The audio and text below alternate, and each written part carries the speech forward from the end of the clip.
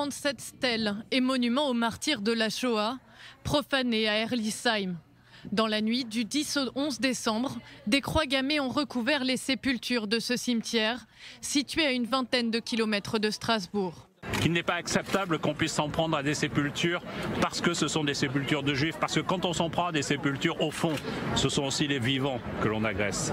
Et ce qui s'est passé ici nous montre combien nous aurons besoin dans ce pays de se redresser systématiquement et combien nous aurons besoin aussi de nous retrouver sur l'essentiel. Une profanation commise potentiellement par un groupe d'ultra-droite selon le ministre de l'Intérieur français. Une enquête est ouverte. Mais cet acte ouvertement antisémite inquiète. Il serait l'une des conséquences d'une recrudescence de messages haineux qui pullulent sur les réseaux sociaux. Des voix individuelles qui s'élèvent en parallèle du mouvement des Gilets jaunes. Dans cette mouvance, ce pianiste français vivant en Turquie qui dénonce un système contrôlé par les juifs anti-Gilets jaunes. On voit le bénébérite, c'est-à-dire la secte juive suprémaciste qui dirige la franc-maçonnerie mondiale, exiger que tout ça cesse très vite.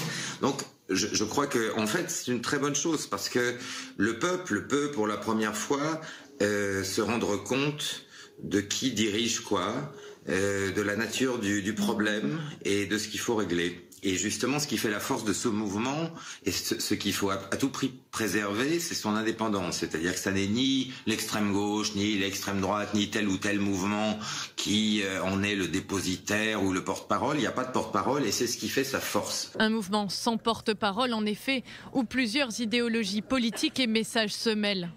Sur l'autoroute A6, axe principal entre Paris et Marseille, cette banderole a été tendue, reprenant un slogan bien connu des sites antisémites. Dans le contexte des manifestations des Gilets jaunes, la parole antisémite s'est vue sans doute libérée par ce mouvement, cet exutoire d'une colère qui cherche des coupables. Mais la flambée d'actes antisémites est antérieure au rassemblement. Selon Édouard Philippe, en novembre dernier, sur les 9 premiers mois de 2018, il y aurait eu 69% d'actes antisémites en plus par rapport à la même période en 2017.